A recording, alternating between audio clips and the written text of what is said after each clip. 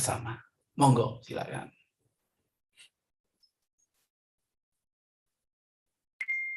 Ustadz, mau tanya boleh Ustadz? Monggo, siapa Ya. ini? Saya Bu Umi dari Oh, monggo. Bogor. Oke, monggo.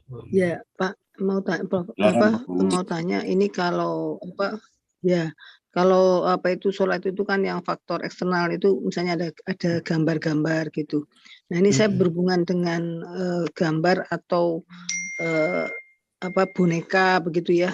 Itu katanya orang Islam tuh nggak boleh menyimpan boneka yang seperti manusia, tapi kalau boneka, tapi kalau tangannya nggak ada gitu boleh. Itu bagaimana, Ustadz? Terima kasih Bu, hadisnya Masya Allah. Jangan coba-coba. Sawwaro itu bisa berarti melukis, sawwaro juga bisa berarti memahat. Jadi taswir dalam bahasa hadis itu bisa berarti lukisan, bisa berarti pahatan. Dari hasil pelacakan ternyata ditemukan yang harus dihindari adalah taswir yang beruh. Nah, itu. Sehingga solusi Rasul, kalau Anda ingin menggambar, gambarlah tumbuh-tumbuhan. Itu solusi dari Rasul begitu. Jadi karena ada ancaman yang luar biasa, terlaknatlah orang-orang yang menggambar atau memahat dan sebagainya. Endingnya itu kalau pahatan atau lukisan itu beruh. Sehingga ketika diskusi dengan teman-teman, memahami beruh itu apa? Nah, teman-teman mengatakan beruh ya punya roh. Loh, kalau diterjemahkan beruh itu punya roh, kan seluruh makhluk Allah punya roh. Bertasbih lagi. Tumbuh-tumbuhan itu jangan dikira tidak punya roh. Kalau nggak punya roh kan mati. Gitu.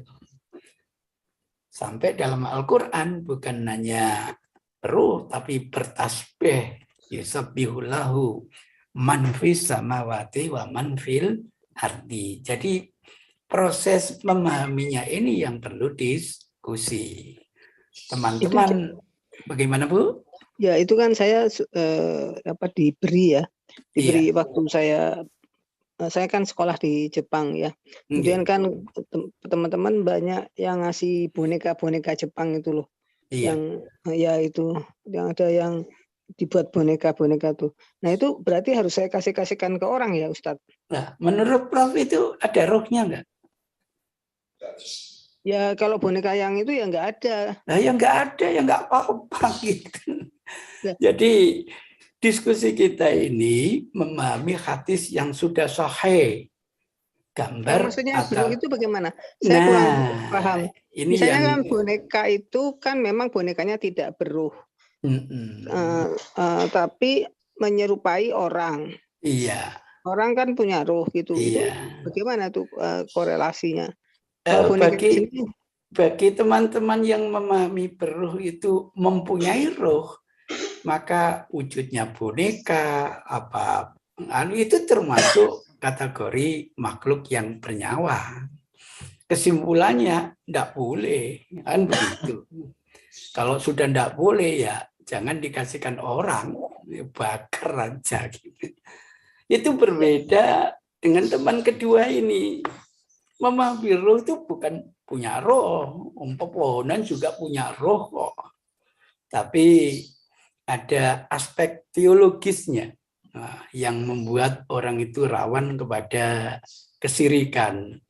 Mohon maaf, misalnya Prof. Umi ini. Maksudnya. Iya. Jadi kalau saya nganggap itu si boneka itu mainan biasa tidak beruh ya nggak apa-apa ya Ustadz? Ya mestinya begitu. Bu Umi karena sayang sama saya, gambar saya dipotret dibesarkan sampai berapa? 100 R gitu. Boleh nggak Bu? Ya kalau untuk pajangan aja mungkin nggak apa-apa, tapi kalau saya tidak memahami bahwa itu sebagai yang akan saya sembah, ya nggak apa-apa mungkin. Apa begitu Ustadz? Nah, ketika Ibu kasih kalungan bunga di foto saya, ada ya dupa kemenyan di depannya, rawan teologis apa enggak? Oh, itu rawan itu. Itu yang diharamkan.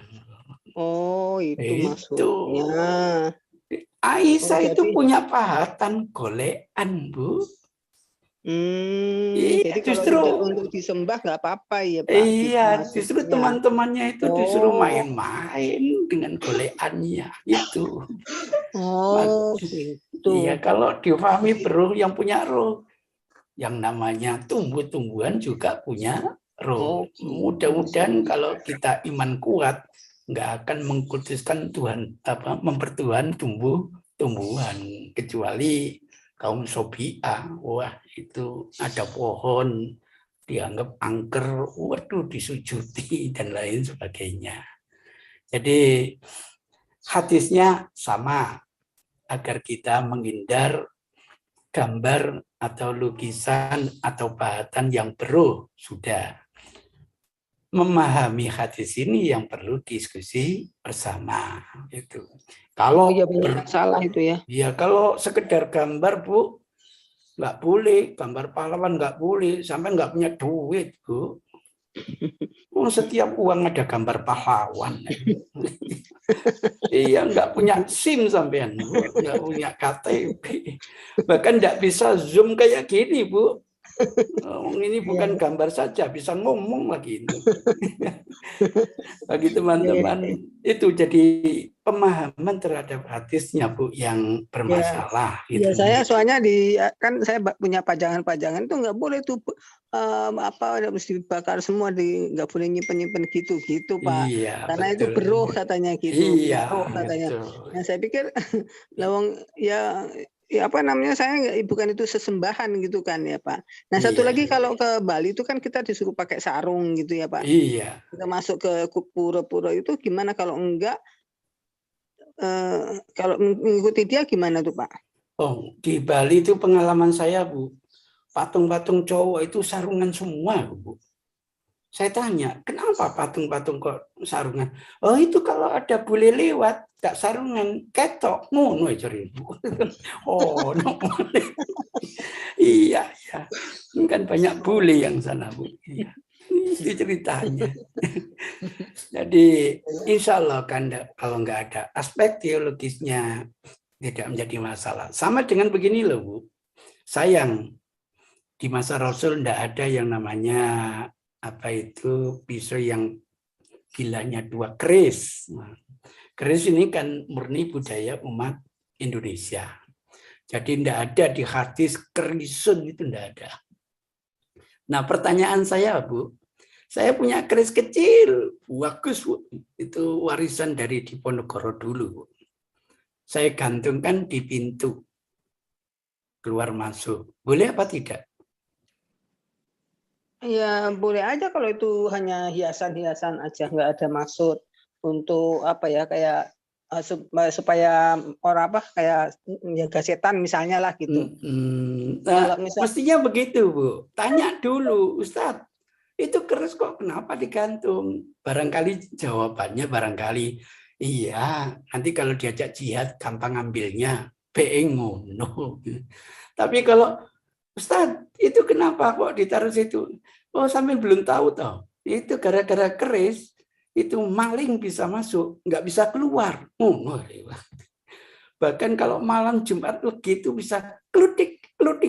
Ini ada aspek teologis. Nah, ini itu begini ya Pak. Ya betul, ini ada teman saya punya rumah, ya di rumah dia itu, dia orang Bali tapi udah masuk Islam. Nah, tapi dia punya pemikiran atau punya di kamar dia aja atau di kebun dia itu apa namanya, kalau udah masuk rumah dia itu nggak bisa keluar gitu Pak.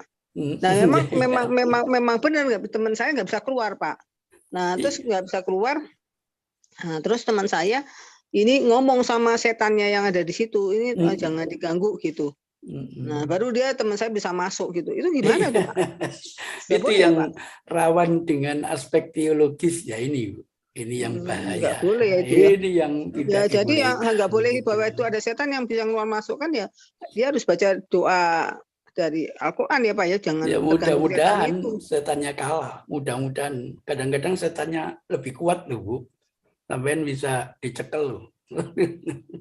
Mereka kalau nggak bisa cara halus, cara kasar. Masya Allah. Jadi Ya teman itu. saya juga begitu Pak. Teman saya jadi sampai nggak bisa bergerak sama sekali tuh teman saya. Masya Allah. Iya. Begitu. Memang diperlakukan begitu. Biar Nah, orang tahu, oh ternyata mujarab gara-gara ya itu gandulan itu. Masya Allah. Itu dia yang nggak pakai gandulan, tapi dia bilang bahwa di situ tuh ada yang nunggu gitu loh Pak. loh, Nah, iya bisa Bu. sebetulnya nggak boleh ya Pak kita bilang di situ ada yang nunggu tuh kan nggak boleh ya Loh, Pak. sarananya banyak Bu. Sarananya entah dengan beberapa ayat yang diwel-wel kemudian dilaminating macam-macam Bu Bukan, sarannya. maksud saya atau yang punya rumah itu beranggapan bahwa di rumah ini ada yang nunggu gitu loh. Iya. Dia yakin dia seperti itu kan nggak boleh ya Pak. Orang kalau minta pertolongan itu mestinya kepada Allah, Bu. Iya, iya. Iya, maka kalau kepada selain Allah itu mohon maaf sudah bermasalah aspek teologisnya. Akan jadi kenyataan benar. Tapi ingat itu bukan pertolongan dari Allah. Dan salah satu makayiti syaitan memberi kenyataan terhadap orang yang minta.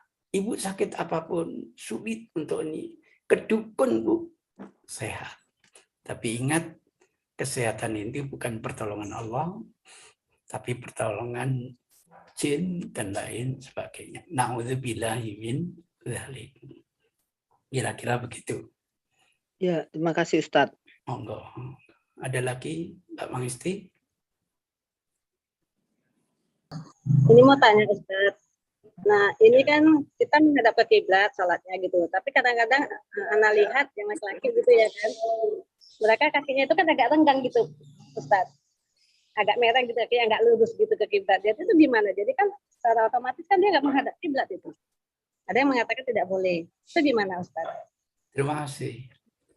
Sejauh saya mengeksplor hadis, Bu, belum pernah saya temukan yang namanya kaki itu harus menghadap kiblat.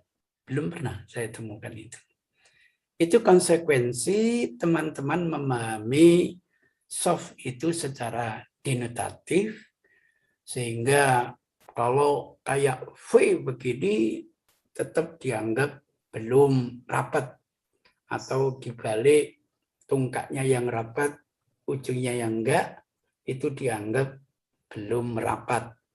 Baru merapat itu kalau depan dan belakangnya itu merapat. Ini otomatis menghadap kiblat. Itu dulu saya terangkan, oh Pak Yai ini memahami hadis secara denotatif. Bahkan saya dapat YouTube-nya. V begini salah, V begini salah. Yang betul rapat begini. Oh, berarti hadisnya sahih, pemahamannya secara denotatif. Konsekuensinya, kalau difahami rapat begini, maka 3 hal yang harus rapat.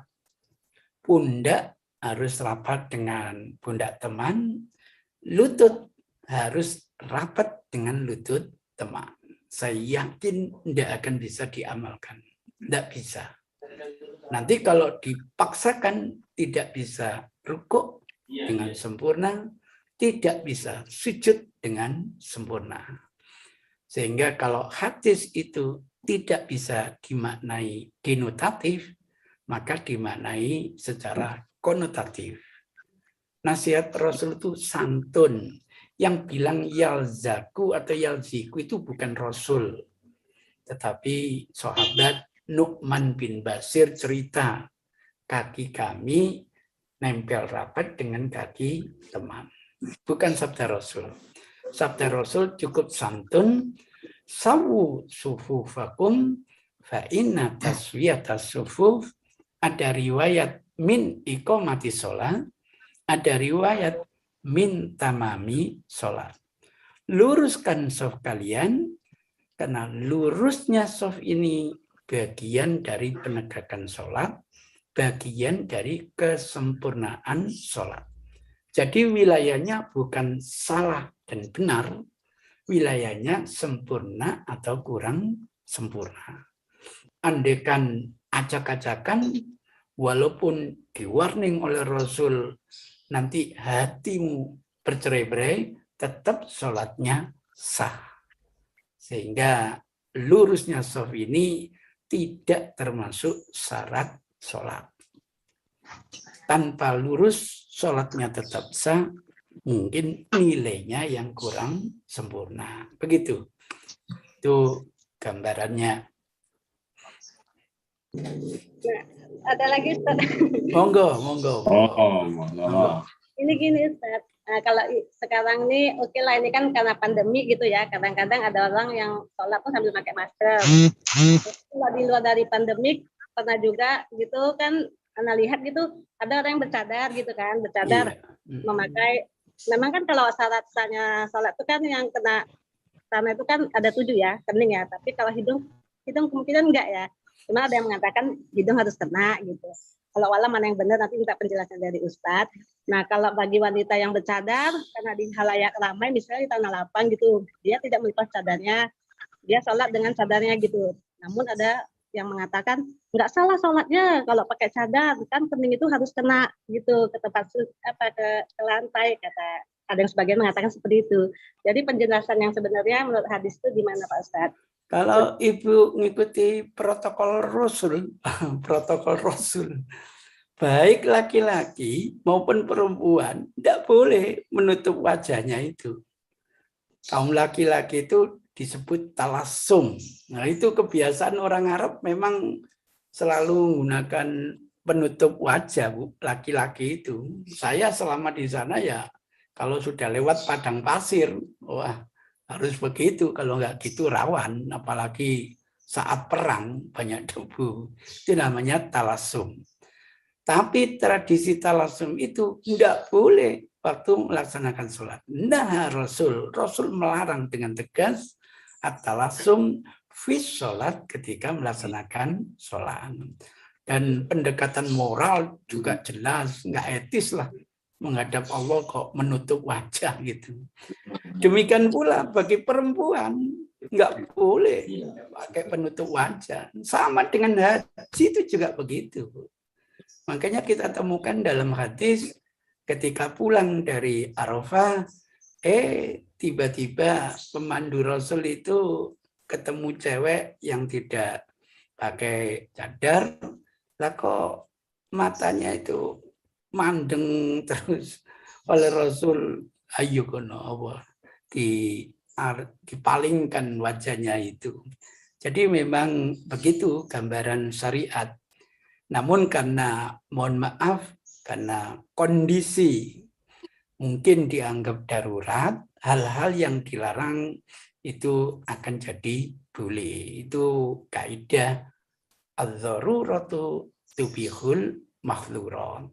Jadi kalau ibu merasa berbahaya, maka baru boleh yang namanya mau menutup wajah, mau jarak softnya agak renggang, nggak jadi masalah. Tapi kalau ibu merasa aman, silakan mengikuti protokol Rasulullah Shallallahu Alaihi Wasallam. Jadi begitu. Pada prinsipnya tidak boleh. Tapi dalam kondisi darurat semuanya jadi boleh. Itu ceritanya. Maka kalau saya dapat YouTube, udah sholat itu buka yang namanya maskernya, hanya 5 menit saja. Gitu. Oh, teman saya ini tetap mengatakan bahwa protokol itu harus protokolnya Rasulullah. Itu ceritanya, Bu. Jadi sekali lagi jangan menilai orang lain dengan kacamata sendiri. Bagi saya tidak ada masalah, saya nggak maskeran, nggak berjarak, silakan. Tapi jangan menyalahkan orang lain. Mungkin orang lain punya pemikiran yang berbeda. Ini masih rawan, saya harus jaga jarak, saya harus pakai masker. Itu kondisi orang lain tentu berbeda dengan kondisi kita. Ini yang bisa saya sampaikan. Mohon maaf kalau ada khilaf. Waktunya habis. Saya akhiri. Ya, Ustaz. Billahi hidayah wa taufik. Wassalamualaikum warahmatullahi wabarakatuh.